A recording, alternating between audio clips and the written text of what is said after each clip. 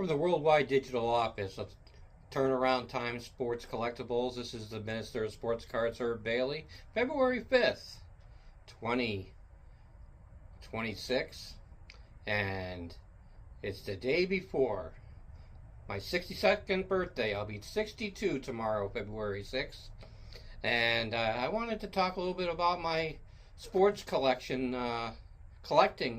journey, my sports card collecting journey, and collectibles and things like that. When did it all start? How did it all happen? I'm sure as I talk, you're going to say, yep, same with me, same with me. Well, I started collecting back when I was like in first grade, and kindergarten, first grade. I got my first packs, and it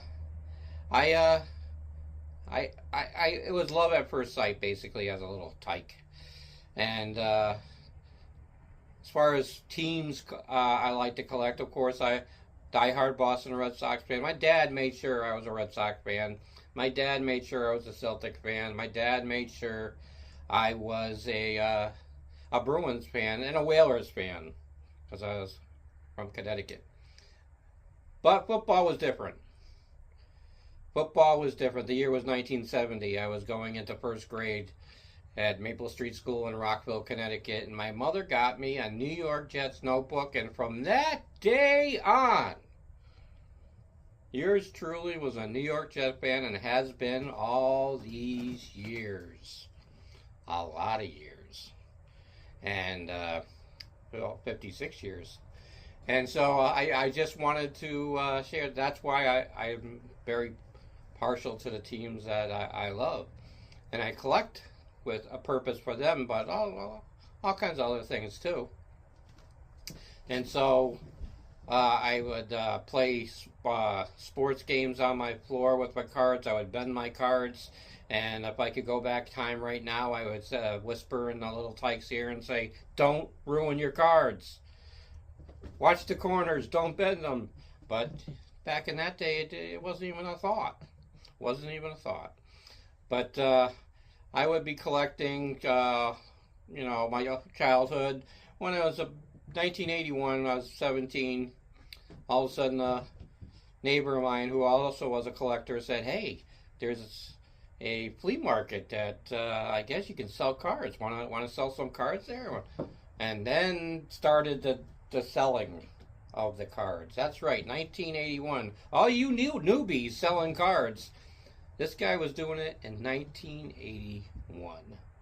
But, it's been a journey all through my life. And for 17 years, I was a pastor, senior pastor, watching over a flock. Before that, I was associate pastor, and tough, very difficult times when you're a clergy and pastor like that, and I when I wanted quiet, when I wanted just me time, I would go down into my sports room, and I would be with my cards. I would do collect and start organizing into sets and all that. It's because I just needed that time, that familiarity with the thing that brought me a lot of happiness, and that was sports cards. And so let's fast forward to tomorrow when I turn 62. I'm not slowing down. The hobby has changed immensely.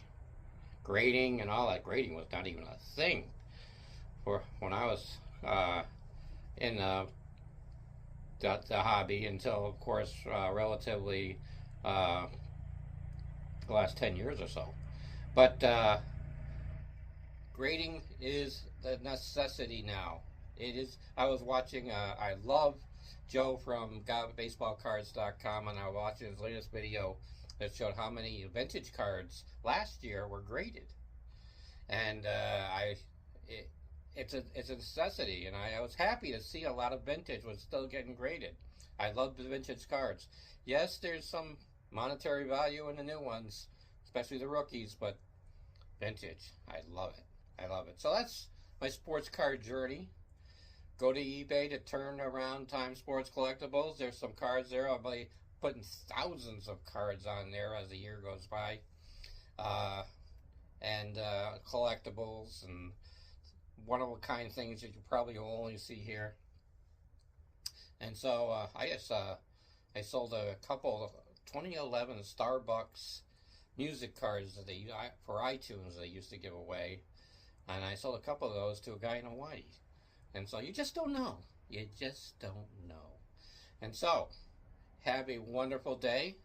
And from the Worldwide Office and the Digital Office here in Walterboro, South Carolina, New England South, this is the Minister of Sports Cards, Herb Bailey, saying have a great day. Cheers.